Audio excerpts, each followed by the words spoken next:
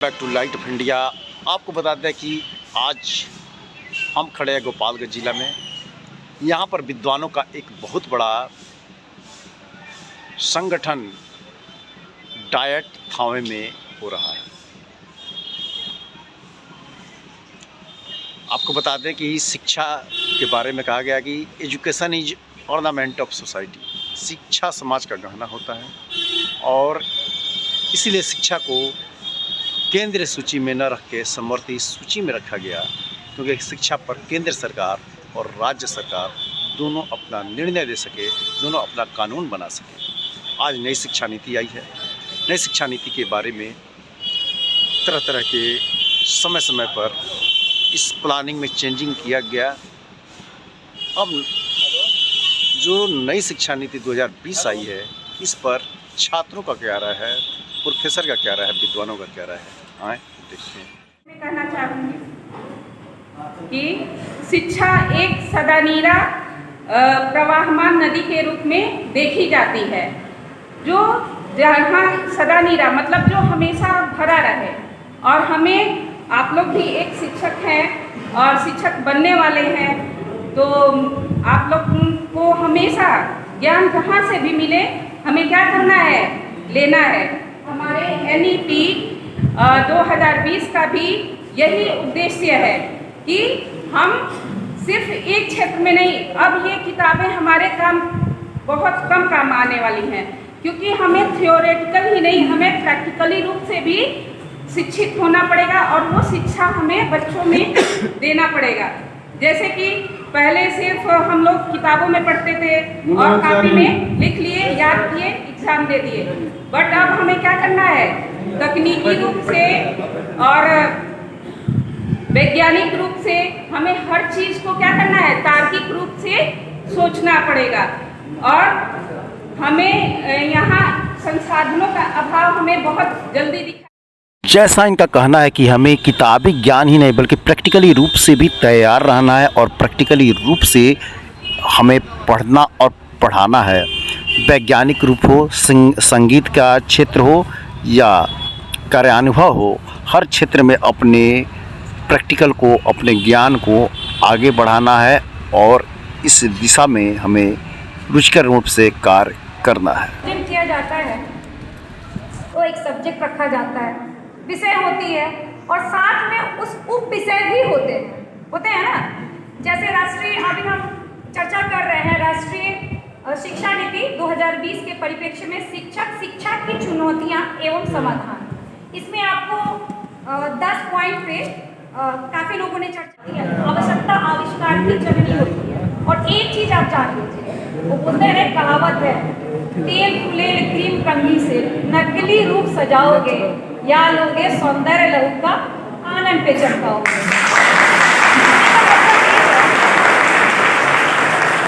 कहने का मतलब ये है कि देखिए, जानकारी आपको होगी, जब किसी चीज़ में धीरे धीरे हमको जानकारी मिलती जाती है और समस्याएं भी आती हैं, तो उसका जो समाधान है वो खुद ब खुद छोटा छोटा चीज़ से आपको रास्ता भी दिखाते हैं। अब उसमें लाख चुनौतियों का सामना करना पड़े, हम करने के लिए तैयार भी रहते हैं, क्योंकि मजबूरी है भाई। रूल लागू हो गया तो जाहिर सी बात है कि आपको समस्या आ रहा है, तो चुनौतियां हैं और फिर उसको सॉर्ट आउट करने के लिए आप आइडिया का इस्तेमाल कर रहे हैं या जुगाड़ टेक्नोलॉजी का इस्तेमाल करते हैं। जुगाड़ नहीं, क्योंकि ये आपका एक नियम कानून बन गया। मैंने ये टॉपिक को चूज किया है, आपका 10th नंबर जो है नई शिक्षा नीति NEP 2020 के संदर्भ में। हर जिले के जिला शिक्षा प्रशिक्षण संस्थान हैं, बहुत अच्छे से वर्क कर रहे हैं। ये देखकर मुझे काफ़ी प्रसन्नता हो गई है। पहले आप अगर आज के 4 साल पहले देखेंगे तो इस तरह से जो सेमिनार, कॉन्फ्रेंस या फिर अकादमिक गतिविधियां हो रही हैं, ये बिल्कुल नहीं हो पाती थी। ज़्यादातर ट्रेनिंग बहुत तो ऐसे टीचर भी नहीं थे, किसी को दोषारोपण करने का कोई मेरा उद्देश्य नहीं है। जो जैसे जिस समय में रहे वो अपना काम किए, किंतु अब जितना सिस्टमेटिक चाहे इंटर्नशिप हो या और must include sending and receiving information. Use of innovative method in educational institutes aids in improving education, empowering people, strengthening governance and galvanizing. ये नवाचार की श्रेणी में आएगा कि नहीं आएगा, ये कारगर होता कि नहीं होता, मैंने उसको बंद कर। तो जितनी समस्याओं को हम यहाँ से कागज पे डील करते हैं, उससे 1000 गुना समस्या फील्ड में आती है जब हम फील्ड में जाएंगे तो। और कैसे हमको डील करना है, यही टेक्निक अपने अंदर विकसित करना है। क्योंकि सेशन में और साथियों को बोलना तो बहुत कुछ था। मैं अपने प्रचार जी के लिए और व्याख्याता लोगों के लिए एक जितना अच्छा जमघट है, आप तो भाग्यशाली। हम लोग तो 5 दिन का इंडक्शन किए और ये आज 6वां दिन, हम लोग संडे का भी दिन था, लेकिन भागे आप मास्टर को और विद्यार्थी को संडे का दिन बहुत प्यारा होता है, लेकिन फिर भी हम लोग आए। मंच इतना सुंदर है, इतना यंग है कि जिसकी क्या कहना। आप तो भाग्यशाली लोग हैं कि 2 सालों का कम से कम सर लोगों के साथ इंटरेक्ट करने का मौका मिला। मैं सर लोगों के लिए एक अपनी बात, एक जॉन डीवी साहब का एक परिश्रम है, उनकी एक लाइन है कि education is not for preparation of life, education is life itself. अर्थात शिक्षा जो है जीवन की तैयारी नहीं है, शिक्षा ही जीवन है, रोज जीना है। एक प्रयास रहा, उस चरण को पार कर लिए हैं जो हमारे लिए चैलेंजिंग था, एक चुनौतीपूर्ण था। विद इन 7 डेज, 7 दिन के अंदर की स्थिति है ये, जो आप ये सब कुछ देख रहे हैं। प्लान करना, सबको इनवाइट करना और सब कुछ करा पाना। मैं मैक्सिमम 7 दिन कह रहा हूँ, शायद इससे भी कम समय मिला था हम लोगों को इस गतिविधि को कराने के लिए, प्लान करने के लिए। और उसके साथ साथ हम लोगों का जो इंडक्शन ट्रेनिंग चल रहा है, उसमें इतनी व्यस्तता हम लोगों की, क्योंकि जो लोग यहाँ संस्थान से जुड़े हुए हैं, जो प्रशिक्षण ले रहे हैं, वो इस बात से अवगत हैं कि उसमें कितनी मेहनत होती है, सुबह से लेकर रात तक। और उस चरण के बाद ठीक जैसे ही शुक्रवार का समय बीतता है, डायट परिसर में मुख्य अतिथि के द्वारा शिक्षक एवं छात्रों को सम्मानित किया गया। आपको बता दें कि अपने उत्कृष्ट योगदान में जो शिक्षक अच्छा कार्य किए हैं, अच्छा निर्वहन किए हैं, उनको भी पुरस्कृत किया गया। आप देख सकते हैं कि मुख्य अतिथि के द्वारा इन छात्रों को पुरस्कृत करने का कार्य किया गया। शिक्षक और दूर दूर से आए आगंतुक स्वजनों का सत्कार और प्रशस्ति पत्र दिया गया। वहीं पर कहा गया है कि शिक्षक है युग निर्माता, छात्र राष्ट्र के भाग विधाता। एक शिक्षक डीएम बनाता है, एसपी बनाता है, बड़े से बड़े अधिकारी बनाता है, सभी क्षेत्रों में वो अपने छात्र को पारंगत करता है। फिर ये छात्र एक दिन समाज के अगुआ बनकर समाज की सेवा करते हैं, देश की सेवा करते हैं, राष्ट्र की सेवा करते हैं। आप देख सकते हैं कि ये डिग्री हासिल करते हुए और इस मंच पर मंचासीन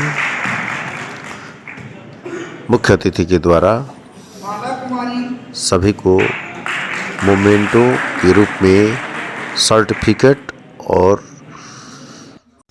आप देख सकते हैं लाइट ऑफ इंडिया के वरिष्ठ पत्रकार गौरव मिश्र को यहाँ पर पुरस्कृत किया जा रहा है मिथिला पेंटिंग का नमूना और सर्टिफिकेट देकर इनकी अच्छे रिपोर्टिंग के चलते इनको पुरस्कृत करने का कार्य प्रचार अनुराग मिश्र के द्वारा किया जा रहा है।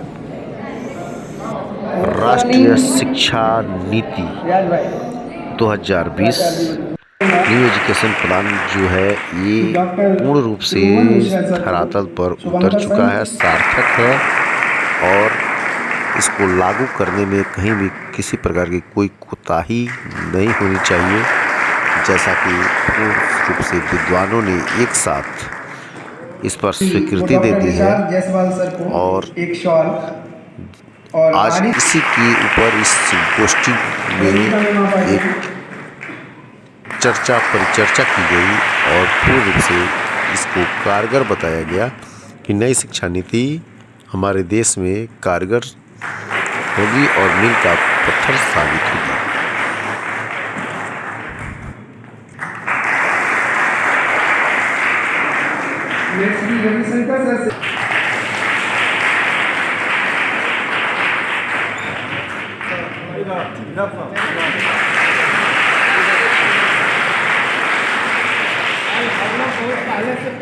जब हमारे संवाददाता ने पूछा कि 10th में एग्ज़ाम समाप्त कर देने पर क्या यह उचित है, क्या यह नई शिक्षा नीति सफल हो पाएगी, तब क्या कहा